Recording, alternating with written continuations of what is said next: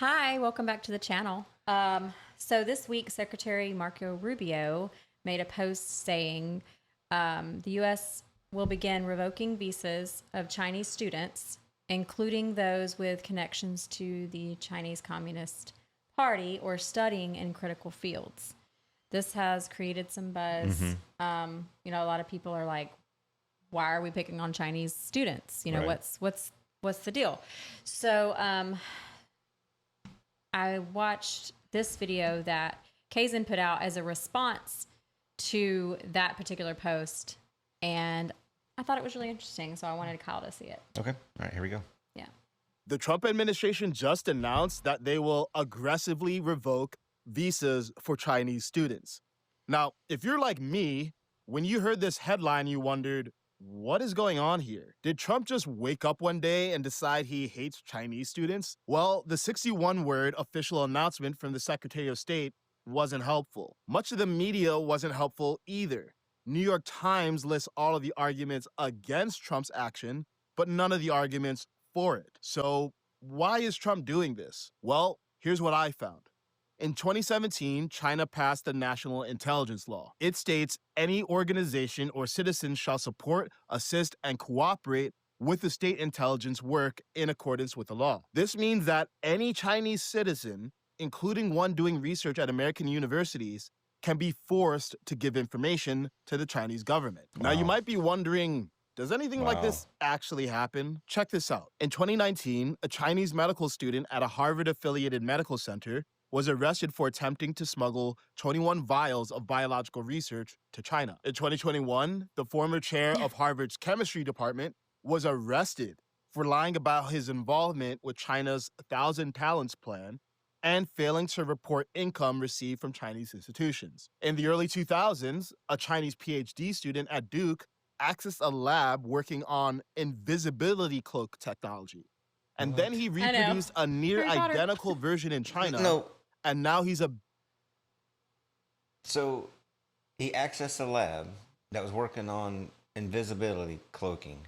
You heard that right, invisibility cloak. And I'm sorry, I was pointing right in your face, but then he created an almost identical version in China. So that means they do have cloaking, invisibility cloaking device.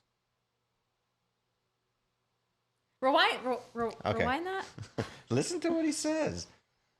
I know. I'm like, I already watched this, and how did I miss that? And then he reproduced a near identical PhD student at Duke accessed a lab working on invisibility cloak technology. And then he reproduced a near identical version in China, and now he's a billionaire and known as China's Elon Musk. So why haven't we heard about that? Yeah. I know we're straying from this video invisible. here, but is that maybe he was wearing the invisibility cloak. Is this real? Okay, we're gonna have to go. I'm going to check into that. That's crazy. Yeah, that's crazy. But I mean, back to the story. It's like, okay, and he copied. Anyway. What are y'all doing, Duke University? I don't know what they're doing up in the mountains in North Carolina. I don't either. That is crazy. Okay. Oh, all right. We'll go. Let's watch the rest of it. It's just a few more minutes. Yeah, it does happen. We had 277,000 Chinese students studying in America last year. Less than 25% of Chinese grad students intend to immigrate to the United States post-graduation. Now, the vast majority of these students probably just want to get a great education and have a good life, not overthrow America. But what's the bigger concern? Well, at best, Chinese students are coming to America, doing advanced research with American taxpayer money, and then can be forced to give that information to Chinese intelligence agencies. At worst, Chinese spies are being sent by the Chinese Communist Party to America to steal research. Now, in either case, this probably only applies to a small minority of Chinese students. And you might not buy either argument at all, but at least you know what the arguments are rather than just getting one side of the story. But here's the thing. I had to look through several articles and do a deep dive just to understand why Trump is doing this. But who has the time for that? And while the Trump administration is giving 61-word announcements with no rationale for their actions, the mainstream media is filling in the gap with the worst possible interpretation. And this is the Achilles heel of a Trump administration. Yeah. So often they're trying to do very the true. right thing, but with the wrong messaging. Many Yeah. people will have just seen the headline, seen no further justification, assumed this is just racism, and moved on. Many innocent Chinese students think they're just getting attacked for no reason and don't know what their own government is doing. And that's a real shame. What leaders do matters, but how they talk about it matters too. And when a public servant does something, the public should always be able to easily understand why. But one thing we, the people, can do is try to seek out both sides of the argument, because the media feeds on bias. And if you don't know the arguments against your bias, the media will use your bias against you. Yeah, that's good.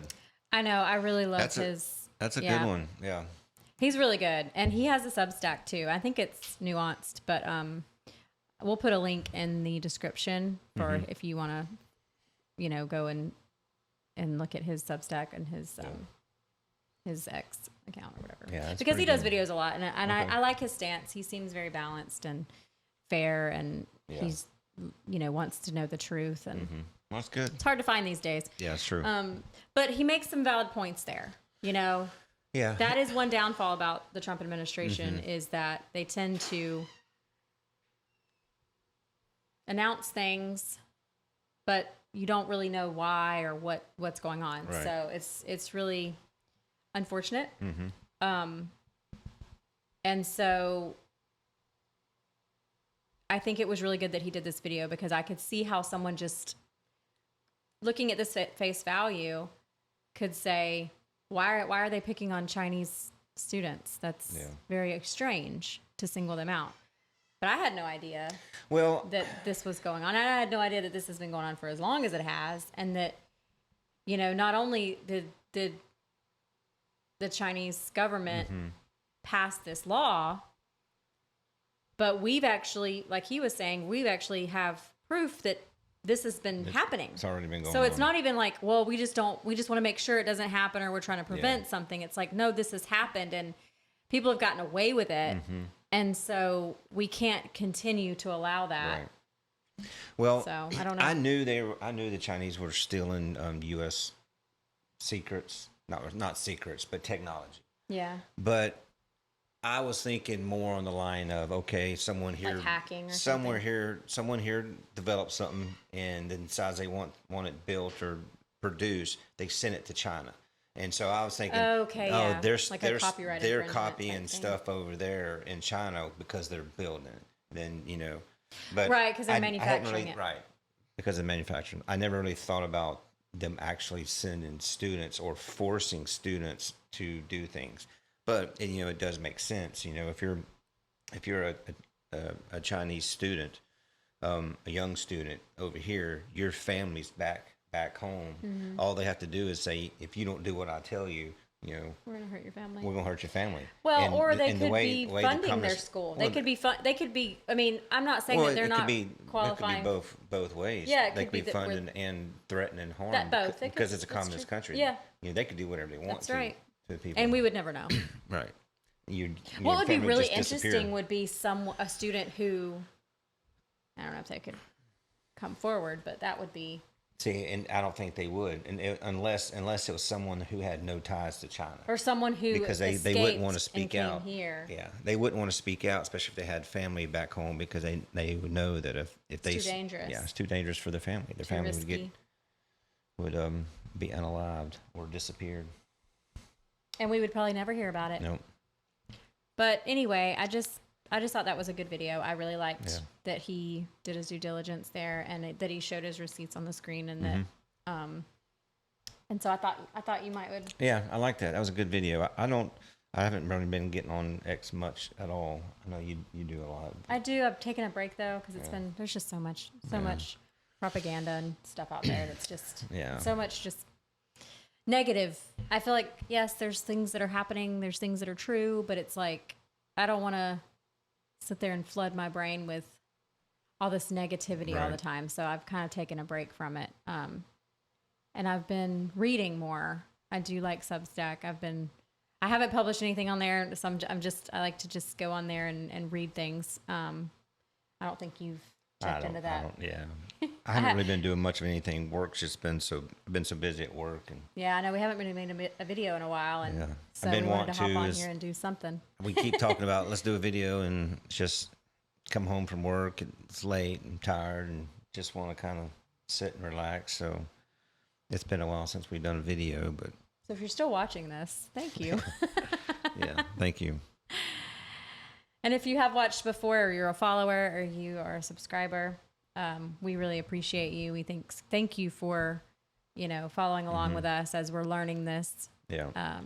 And as we're, our routine and our lives Yeah. have shifted some here and there, and we're still kind of trying to make it Mm-hmm. work. But we really appreciate you. Yeah, we do, and we've really been talking a lot about the direction of the channel, and maybe not doing so much politics stuff. Maybe start trying to branch out and do other things. So, we've been really kind of deciding exactly what we want to do. But I do want to keep making videos, even if we keep doing this until we get it figured out. Yeah. There's always It's something. a learning curve, right? Yeah. There's always something to talk about. Yes. And two, just keeping things balanced. You have to have balance in your life.